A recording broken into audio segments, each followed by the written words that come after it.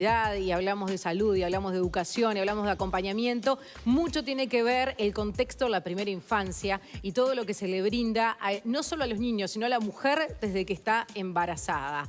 La diputada del Frente Amplio, Cristina Lustenberg, presentó el proyecto de ley de garantías para el desarrollo y protección integral de la primera infancia. Esta iniciativa lo que apunta es a centralizar todas las políticas públicas y las acciones que lleva adelante el Estado para entender ese sector. Y para entrar en más detalles, recibimos a Cristina Lustenberg en estudios. Gracias, Cristina, por acompañarnos. Bienvenida. Buen día y gracias estás? a ustedes por invitarnos. Bene, acá se habla de centralizar, ¿no?, las políticas, las acciones sociales. ¿Por qué no se hizo antes? ¿Qué es lo que falta? ¿Por qué tenés que luchar por un proyecto y esto ya no queda claro con todo lo que está pasando y que muchos han salido a decirlo y apoyarlo además? Sí, hoy estamos encarando este proyecto porque en los últimos años en el Uruguay se ha definido como una prioridad las políticas públicas de primera infancia. Y esto no solamente en los últimos años, me refiero a que esta fuerza política que yo represento está en el gobierno. Esto en el 1989 fue la creación de los centros CAIF, tiene desde la ratificación del Uruguay en el año 90 de la Convención de Derechos del Niño, y en los últimos años ha habido un reordenamiento de la matriz de protección social. Sí es verdad que en todos los lugares del mundo, ustedes fíjense que la etapa de la primera infancia no es de una sectorial como tal, no es solamente desde el área de las políticas sociales, tiene que ver con educación, tiene que ver con salud, tiene que ver con la multidimensionalidad que tienen las familias en el Uruguay. Y acá era desparejo ese panorama. Sí, es parejo, o sea... Cada uno hace su esfuerzo, digamos, pero no están bien coordinados. Claro, nosotros hemos trabajado desde lo que fue... Yo vengo trabajando hace muchos años, desde el 2005, y desde mi profesión de médica pediatra también hace muchos años en diferentes ámbitos académicos o de diferentes instituciones, trabajando en lo que son políticas públicas de primera infancia. Y en el 2005 se empieza a reordenar esa dispersión. Nosotros en el año 2008 el Uruguay hizo por primera vez una planificación estratégica que fue la Estrategia Nacional de Infancia y Adolescencia hacia el 2030. Yo participé en mi rol anterior de viceministra del Ministerio de Salud Pública en lo que hoy está en funcionamiento, que es el Plan de Acción de Primera Infancia, Infancia y Adolescencia, pero esta ley ordena esa dispersión, lo pone como prioridad política bien marcada, porque la etapa de 0 a 6, como tú decías, María Que no Noel, estuviera bien marcada y que tengas que hacer este proyecto, ¿es parte de lo que llevó a tu renuncia? No, sinceramente mi renuncia estuvo vinculada a una etapa que cumplí en el Ministerio de Salud Pública, donde también tratamos de trabajar en que esta política fuera una prioridad, que el Uruguay tiene indicadores duros hoy que lo marcan. El indicador de la mortalidad infantil, claro, que hoy estamos realmente en el 6,6 por mil, de los más bajos de América Latina. El indicador de mortalidad materna, que después de Canadá somos el país que más tiene descendidos estos indicadores, pero esto se trata de ordenar la política con una mirada de lo que invertimos, de calidad del gasto, de eficiencia y eficacia, de tener una mirada dentro del diseño del presupuesto nacional. Esto no genera una institucionalidad diferente, es una mirada diferente del diseño del presupuesto, donde ordena la política. El presupuesto es una mirada que ordena hacia adelante, con un componente muy fuerte de evaluación y monitoreo y de trabajo con las sectoriales que tienen las competencias de hacer eso. Nosotros hicimos un estudio jurídico muy importante, desde las competencias constitucionales que tienen cada una de las institucionalidades, revisamos desde competencias que tiene el INAU, que tiene educación, que tienen las políticas sociales, está en marcha el Sistema Nacional de Cuidados, que tiene que ver también con esta política de primera infancia. Para tratar de ponerlo más claro, sería algo así como que se decida toda la política sobre primera infancia primero y después distribuyamos los recursos en cómo gastarlos, y no que cada ministerio diga, yo para los niños de 0 a 6 necesito esto, yo esto, y después termina el gasto de alguna manera. Tú lo has definido mejor que yo, Juan Miguel, es así. Ordena la política donde el centro es el niño y sus familias de todos los sectores socioeconómicos, desde los que tienen mayor vulnerabilidad y a un niño que no tenga la vulnerabilidad socioeconómica de su familia, pero si ese niño tiene un trastorno específico del lenguaje, que tenga el 100% de la cobertura por parte del sistema de salud. ¿Quién va a ser la cabeza de garantizado. esa coordinación? La cabeza de esa, nosotros proponemos en el diseño institucional, Jaime, un gabinete fuerte con los ministros indelegables esta función, a no ser en el subsecretario, donde están todas las sectoriales implicadas, desde la OPP, Ministerio de Educación, Ministerio de Desarrollo Social, Salud, también con un componente fuerte INAU, BPS y la Administración de Educación Pública, y una unidad que trabaja dentro del Ministerio de Economía y Finanzas con una mirada de primera infancia donde se diseña el presupuesto también en clara coordinación con la OPP, con un sistema eficiente de evaluación y monitoreo. Interesante que sea en economía y no en desarrollo social, por ejemplo. Es que eso es lo que es innovador, porque por ejemplo nosotros hemos revisado lo que se hace en el mundo. Suecia tiene esa mirada, tiene una mirada de desarrollo humano al lado de su diseño de presupuestal, con una mirada de trayectoria de vida y, como decía Juan Miguel, que identifica el problema. No es que los niños sean un problema, acá es una mirada más económica. No, pero es un problema para más adelante, que es un problema para más adelante. Podés disminuir el presupuesto de otras áreas después, porque esto no va a ser un problema bueno, futuro. Eso es el problema histórico del Uruguay, cómo direccionamos el gasto, y acá hay gente que se enoja, pero lo siento mucho, hacia el adulto y el adulto mayor en detrimento de los niños más chicos. Bueno, es una realidad de nuestro presupuesto. Esto es una realidad, es así, esto lo han definido economistas Grau y en muchísimos años, que el Uruguay históricamente ha tenido un gasto público social pro adulto, que también los indicadores duros muestran esa repercusión. Fíjense que casi el 18% de los niños hoy menores de 6 años están por debajo de la línea de la pobreza y no llega al 1% de los hogares donde hay adultos mayores de 65 años. O sea, el Uruguay ha invertido en los últimos años mucho más de su gasto público en infancia y adolescencia, pero también hoy tenemos, cuando lo desagregamos en primera infancia y adolescencia, el déficit mayor lo tenemos en la etapa de 0 a 6, donde las familias tienen que ser fortalecidas para favorecer la crianza de esos niños. Fíjense que hoy estamos, como tú decías al inicio, María Noel, muy preocupados por la seguridad, por la trayectoria educativa. Y cuando uno ve la evidencia más científica, económica, biológica, que todo eso se consolidó muchísimo antes de que el niño se inserta en la etapa educativa. O sea, tiene que ver lo que el niño va a aprender en la escuela, tiene mucho que ver con las habilidades que se llaman cognitivas, sensoriales, socioemocionales, cómo se va a relacionar. Eso tiene mucho que ver con el ambiente que ese niño, las características que tenga esa familia en los primeros años de vida. Entonces, esto ordena la política, prioriza la política, ordena el presupuesto nacional con una mirada clara de identificación de un problema que, como decía también Juan Miguel, está en función de las necesidades que tienen los niños y las niñas y sus familias, y no solamente las necesidades que van planteando las sectoriales. Identifica con una manera global y trabaja en clara coordinación con las sectoriales. Hoy hay que ordenar, como yo te decía, qué hoy prestaciones tenemos dentro del sistema de salud, si están todas garantizadas, lo que tiene que ver con los niños. ¿Esto empezaría a funcionar para el próximo gobierno? Sí. No, nosotros tenemos unos plazos, lo hemos trabajado muchísimo como fuerza política, es una prioridad de la bancada del Frente Amplio, pero lo estamos trabajando y lo queremos trabajar con la oposición, porque queremos que esto realmente sea una política de Estado en un acuerdo muy claro entre todas las fuerzas políticas y la ciudadanía, el ámbito académico. ¿Dónde estabas vos, el comisionado parlamentario, Juan Miguel Petit? Sí, Juan Miguel Petit. Y una de las cosas que dijo con respecto a la situación de las cárceles y la rehabilitación es que las políticas de seguridad pública empiezan en la cuna.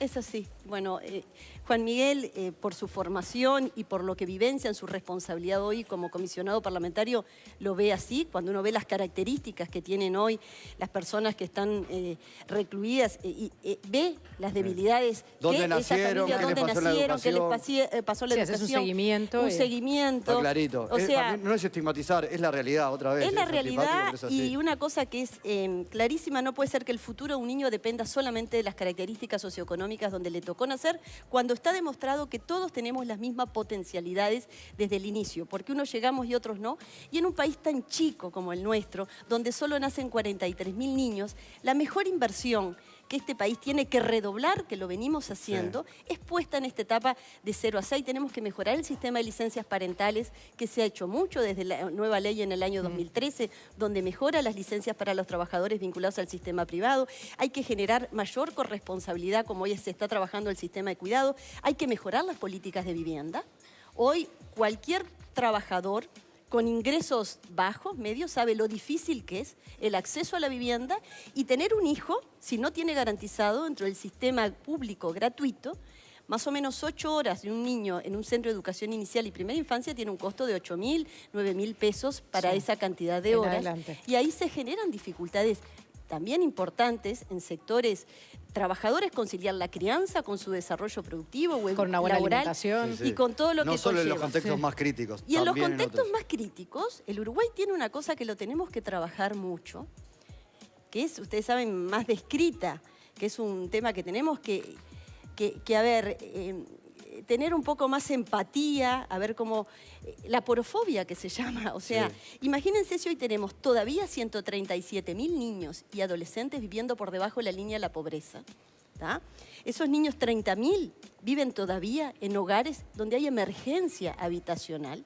Emergencia habitacional se define cuando la casa está construida con materiales de desecho, piso de tierra, no hay acceso a saneamiento. Esos niños que crecen en esos ámbitos, con un invierno, imagínense... Ustedes, dice, o sea, tener un bebé chiquito viviendo en esas condiciones, es el derecho a la vivienda. Un niño no puede aprender en esas condiciones de hacinamiento. Sí, ahí muchas veces se le cae al padre o a la madre, porque el padre la mayoría de las veces no está, y la madre es una adolescente, pero hay que ponerse en el lugar de que esa adolescente viene de ser esa niña, y no es que tenga hijos porque le encante, sino porque creció en ese contexto, y de repente a veces los hijos son hasta lo único que tienen para aferrarse a la vida. Es así. Y entonces tienen uno y después tienen otro y después tienen otro y la gente dice, ah, qué espantoso. Qué espantoso fue la vida que vivió esa chiquilina. Eso. Sí, que ya vamos como por la tercera generación de eso, que ¿no? nos aprovechemos de eso, de dar oportunidades de verdad, porque las oportunidades no se pueden hacer solamente desde el cuestionamiento de la vida del otro, sino qué oportunidades tuvo concretas y reales. Ahora, las políticas qué se sociales en eso, no quiero decir han fracasado, como dicen algunos en la oposición, pero no han dado los resultados que se esperaba, que se imaginaba, hay que reenfocarla. Lo reconoció el propio Mujica el otro día acá antes, en ayudas Móvil. Bueno, nosotros en las esto palabras estamos proponiendo... de Mujica, Cristina, fueron que las políticas sociales no han dado resultado y pidió menos asistencialismo. No, yo en eso, esta ley la hemos trabajado muchísimo con el sector que lidera el expresidente y hoy senador, bueno, ex-senador José Mujica, y particularmente con la vicepresidenta de la República, Lucía Topolanqui, con el senador actual Charles Carrera y con el grupo de parlamentarios.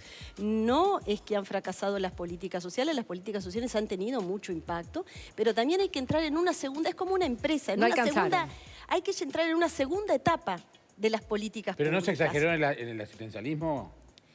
No, a ver, decir, Jaime Clara, que con las transferencias monetarias eso es asistencialismo. Ninguna familia sale de la pobreza y tiene autonomía con las transferencias monetarias. Los países nórdicos invierten mucha plata en las familias más vulnerables y en las familias con niños porque están de acuerdo que esa es la mejor inversión, acompañada de educación, acompañada de fortalecer... Acá se acompañó con educación, acá se acompañó vivienda, con... Acá, el tema es ese. Hoy tenemos un déficit marcado de vivienda, que se están haciendo esfuerzos, pero hoy no alcanzan con el déficit que venimos. Acordate que había y hay gente que reordenar. había ministros que no aceptaban, por ejemplo, el que se les dejara de pagar la asignación familiar cuando no mandaban a la escuela. O sea, el tema de la contraparte. Por eso se dice, se exagera en el asistencialismo porque no se pide la contraparte. No hay mejor política social, Jaime, que a través del trabajo y de los salarios dignos. Eso no hay mejor política social que a través de ello. La educación es importantísimo, pero la educación empieza desde los derechos en educación sexual, en salud sexual y reproductiva, como también hoy decía Juan Miguel, o sea, los altísimos indicadores que el Uruguay ha tenido marcados también en embarazo, en las niñas y adolescentes.